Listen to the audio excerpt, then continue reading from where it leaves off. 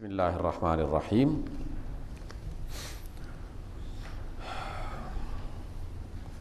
مختلف قسم کے سوالات احباب نے پوچھے ہیں۔ کچھ کا تعلق ہماری روزمرہ کے معاملات کے ساتھ ہے۔ پہلی بات ایک صاحب نے پوچھی ہے کہ کیا کوئی شخص اپنی وراثت کا مال اپنی زندگی میں اپنے بچوں میں تقسیم کر سکتا ہے، اور اگر کر سکتا ہے تو اس کی صورت کیا ہوگی؟ اگر کوئی شخص یہ چاہتا ہے کہ وہ اپنی وراثت کا مال اپنے بچوں میں اپنی زندگی میں تقسیم کر لے تو اسے انہی اصولوں کے مطابق وہ جائیداد اپنے بچوں میں تقسیم کرنی چاہیے جس کا ذکر قرآن مجید میں ملتا ہے، جس کا جتنا حصہ بنتا ہے بیٹوں کا، بیٹیوں کا، یا جو بھی اس کے رشتے میں افراد موجود ہیں جس کا ذکر قرآن مجید میں ہے، تو اس میں ان کو پورا حصہ عطا کریں۔ اس میں دو باتوں کا اور خیال رکھنا ہوگا۔ پہلی بات یہ ہے کہ اس میں کسی فرد کو اس کے حصے سے زیادہ نہ دیا جائے۔ اگر اس کے حصے سے زیادہ دیا جائے گا تو یہ ناانصافی ہوگی، اور ناانصافی کو اللہ تعالیٰ پسند نہیں کرتا۔ دوسری بات یہ ہے کہ اگر کسی شخص نے اپنی زندگی میں اپنی جائیداد بچوں کے نام کر دی ہے صحیح تقسیم کرنے کے بعد، لیکن اس کے بعد اللہ تعالیٰ نے اس کی زندگی کو مزید کئی سال دیے، اور اس دوران اگر اس کی جائیداد میں جو بھی اضافہ ہوگا تو اس اضافہ شدہ جائیداد کو بھی وراثت کے اصولوں کے مطابق اس کے انتقال کے بعد تقسیم کیا جائے گا۔ ایسا نہیں ہوگا کہ بچے یہ کہیں کہ بس یہ جو اضافہ ہے اس پر کوئی ایک بیٹا یا کوئی اولاد میں سے کوئی فرد قبضہ کر لے، اور یہ اس بہانہ بنا لے کہ ہمارے بابا نے تو زندگی میں ہی وراثت تقسیم کر دی تھی، اب اس میں مزید کوئی رد و بدل نہیں ہو سکتا۔ اگر کوئی ایسی جائیداد تقسیم کی جا چکی ہے جو موجود تھی تو وہ تو ہو گئی، لیکن اگر اس میں اضافہ ہوگا تو اس اضافہ شدہ چیز کو بھی اسی طریقے سے تقسیم کیا جائے گا، کیونکہ وراثت کا اصل تعلق کسی فرد کا دنیا میں سے جانا ہے۔ جب وہ دنیا سے چلا جاتا ہے تو پھر در حقیقت وراثت شروع ہوتی ہے۔ جب تک وہ دنیا میں موجود ہے اس وقت تک وراثت کا عمل نہیں ہے۔ دوسری بات یہ ہے کہ اگر کوئی شخص اپنی زندگی میں اپنے بچوں کو ہدیتاً کوئی چیز دینا چاہتا ہے تو اس کا اصول وراثت کا اصول نہیں ہے، بلکہ اس میں پورا انصاف اور برابری ہے۔ اگر ایک شخص نے 1,00,000 روپے ایک بیٹے کو دیے ہیں تو بیٹی کو بھی 1,00,000 دے گا، دوسرے بیٹے کو بھی 1,00,000 دے گا، اور دیگر جتنے بھی اس کے بچے ہیں سب کو وہ 1,00,000 دے گا، تو تب یہ تقسیم صحیح ہوگی۔ اسی طرح کپڑوں کی صورت میں، اسی طرح گھر کی صورت میں، اسی طرح زمین کے کسی ٹکڑے کی شکل میں اگر وہ ان بچوں کو ویسے ہدیتاً کوئی چیز دینا چاہ رہا ہے یا ویسے انہیں دینا چاہتا ہے کوئی چیز،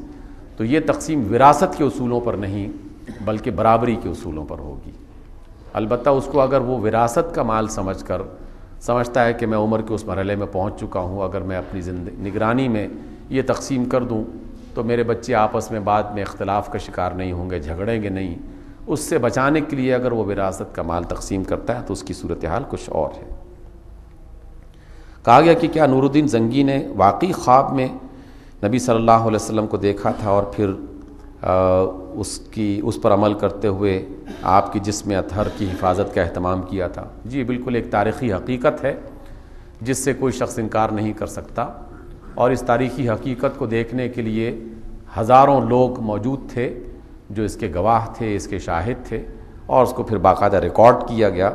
اور بے شمار اس کے گواہ اس زمانے میں موجود تھے جو مسلسل یہ خبر آگے منتقل ہوتی رہی کہ یہودیوں نے رسول اللہ صلی اللہ علیہ وسلم کے جسم اطہر کو نقصان پہنچانے کا ارادہ کیا تھا،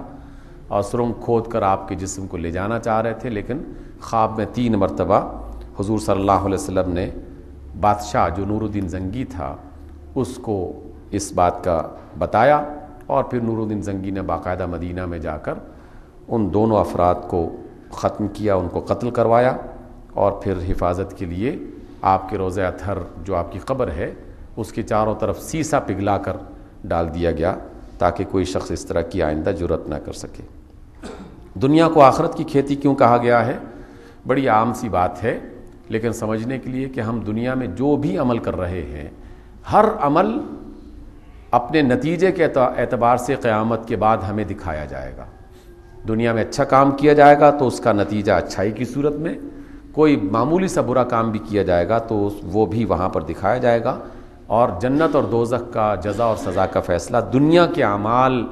پر ہوگا، اور اسی کی وجہ سے ایمان اور عمل دونوں اکٹھے ہوں گے وہاں پر، تو اللہ تعالیٰ پھر ان دونوں کو دیکھ کر اپنی رحمت سے انسانوں کو معاف کرے گا، یا پھر اپنے غضب کی بنیاد پر انہیں جہنم کا شکار بنا دے گا۔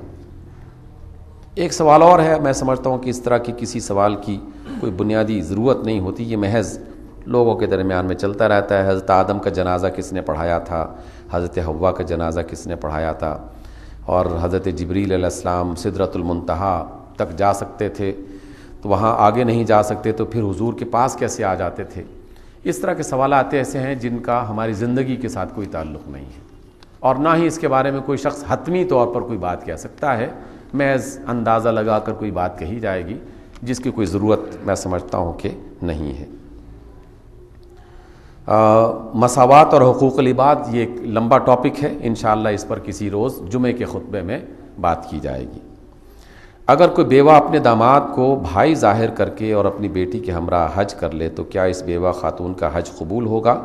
اگر نہیں تو کیا یہ گناہ کبیرہ کے زمرے میں آئے گا؟ نہیں، گناہ کبیرہ کے زمرے میں تو قطعی طور پر نہیں آتا، لیکن بہرحال اس نے ایک غلط بیانی سے کام لیا ہے۔ اگر وہ اس کو ایک عربی زبان میں ایک لفظ استعمال کیا جاتا ہے توریہ، اور اس کا مطلب یہ ہوتا ہے کہ بظاہر لفظ کچھ اور کہا جائے اور مطلب اس کا کچھ اور موجود ہو، اور یہ عمل اس میں کسی حد تک گنجائش ہوتی ہے، لیکن حج کے معاملے میں اس طرح کی غلطی کرنے کی ضرورت نہیں ہے۔ بعض حالات میں اس طرح کی ضرورت پیش آ جاتی ہے، جیسے رسول اللہ صلی اللہ علیہ وسلم جب مکہ سے مدینہ ہجرت کے لیے جا رہے تھے تو جناب ابوبکر صدیق کو راستے میں کچھ لوگ مل گئے اور انہیں پتہ چل گیا کہ جناب اندازہ ہو گیا کہ یہ تلاش کر رہے ہیں ہمیں بھی، لیکن انہوں نے آپ کو اور جناب ابوبکر کو دیکھا ہوا نہیں تھا، تو انہوں نے پوچھا کہ تعارف اس کے لیے کون ہے وغیرہ وغیرہ، اور پھر جب حضور صلی اللہ علیہ وسلم کے بارے میں پوچھا کہ یہ کون ہے تو ابوبکر صدیق رضی اللہ تعالیٰ عنہ نے ایک بڑا خوبصورت جملہ استعمال کیا اور کہا کہ یہ میرے راہبر ہیں، یہ میرے راہبر ہیں، یعنی میری رہنمائی کرنے والے ہیں۔ تو عرب صحراؤں میں راہبر کا معنی یہ ہے کہ جو راستہ بتا رہا ہے کہ اس شہر میں پہنچنا ہے تو صحرا میں کہاں کہاں سے گزرتے ہوئے تم نے پہنچنا ہے، تو صحراؤں میں گائیڈ کا ہونا یہ ایک معمول سی بات تھی، تو اس نے سمجھا کہ شاید یہ بھی اسی طرح کے کوئی گائیڈ ہوں گے، لیکن راہبر کا ایک اصلی معنی کہ واقعی رہنمائی کرنے والے ہیں تو بالکل سچی بات تھی۔ اسی طریقے سے کسی کو بہن کہہ دینا یا کسی کو بھائی کہہ دینا اس حوالے سے تو بالکل ٹھیک ہے کہ تمام مسلمان آپس میں بھائی بھائی ہیں اور تمام مسلمان خواتین جو ہیں وہ بہنوں کا ایک درجہ رکھتی ہیں، لیکن یہ ایک پرٹیکولر معاملہ ہے کہ جب آپ کسی کو محرم کے طور پر پیش کر رہے ہیں، یہ ایسا نہیں ہے کہ یہ کون ہے اور آپ نے کہا کہ یہ میری بہن ہے یا میرا بھائی ہے، تو تمام خواتین مسلم خواتین ہماری بہنیں ہیں، تمام مسلم مرد ہمارے بھائی ہیں، لیکن جب پرٹیکولر سوال کیا جائے محرم کے رشتے کے طور پر تو اس میں یقیناً یہ غلط بیانی مناسب نہیں ہے۔ یہ کبیرہ گناہ تو نہیں ہے لیکن ہے بہرحال ایک غلط بات۔ ایک آخری بات یہ ہے کہ دارالکفر میں مستقل سکونت اور معاش کے لیے قیام، اس کی شرعی حیثیت کیا ہے؟ دیکھیے، آدمی اگر اپنے لیے بہتری تلاش کرنا چاہے تو وہ ہر جگہ بہتری تلاش کر سکتا ہے، اور بہتری میں دو باتیں میں پیش نظر رکھنی چاہیے، ایک معاش جائز مناسب طریقے سے، اور آسانی کے ذریعے آسانی کے ساتھ جو معاش مل سکتا ہے، تو معاش کی طلب میں انسان دنیا میں کسی خطے میں جا سکتا ہے، کسی ملک میں جا کے رہ سکتا ہے۔ اصحاب رسول سے اور بعد کے آنے والے لاکھوں مسلمانوں سے ہمیں یہ مثالیں ملتی ہیں کہ انہوں نے دنیا بھر کا سفر کیا اور ایسے ایسے ملکوں میں گئے کہ جہاں اسلام نہیں پہنچا تھا، لیکن جہاں ان کی نیت یہ تھی کہ ہم وہاں جا کے کسب معاش کریں گے، تجارت حاصل کریں گے، وہاں نیت میں یہ بات بھی تھی کہ ہم اللہ کے دین کو پہنچانے کا بندوبست کریں گے، اور یہ ہر ایک مسلمان پر جتنا اس کے پاس علم ہے اس علم کے مطابق اس پر واجب ہے یہ۔ اس لیے اگر کوئی شخص کسی ایسے ملک میں گیا ہے جو اسلامی ملک نہیں ہے یا مسلمانوں کی اکثریت کا ملک نہیں ہے، یورپ میں گیا ہے، جاپان چائنا میں گیا ہے، اس نیت سے گیا کہ میں نے کسب معاش کرنا ہے، اور یہ بھی ساتھ رکھے کہ میں نے اللہ کی بات، رسول کی بات، قرآن کی بات، دین کی بات جہاں جہاں مجھے موقع ملے گا میں وہ پہنچاتا رہوں گا، تو اس کا وہاں پر قیام کرنا اور تجارت کرنا، کاروبار کرنا، ملازمت کرنا، یہ سب کا سب جائز اور مناسب ہو جائے گا۔ لیکن اگر وہ یہ کام نہیں کر رہا، یعنی اللہ کے دین کو پہنچانے کا کام نہیں کر رہا، اور اس دارالکفر میں نہ نمازیں اس کی ہو رہی ہیں، نہ جمعہ ہو رہا ہے، نہ روزے ہو رہے ہیں، نہ دیگر معاملات ہو رہے ہیں، وہ بالکل ایک ایسی زندگی بسر کر رہا ہے جس سے اسلام کا کوئی تعلق نہیں ہے، تو اس پر یقیناً اسے سوال کرنا چاہیے اپنے آپ سے کہ کیا یہ ذاتی زندگی میرے لیے بہتر ہے؟ تو یقیناً محض روپے کمانے کے لیے اللہ تعالیٰ کی ان عطا کردہ فرائض کو چھوڑا نہیں جا سکتا، البتہ یہ نیت کر لی جائے کہ میں نے اللہ کے دین کی بات پہنچانی ہے، جہاں جہاں میرا بس چلے گا، تو پھر اس کا قیام اور اس کا باقی عمل وہ سارا کا سارا بہتر ہو جائے گا، اس میں کوئی قباحت نہیں ہوگی۔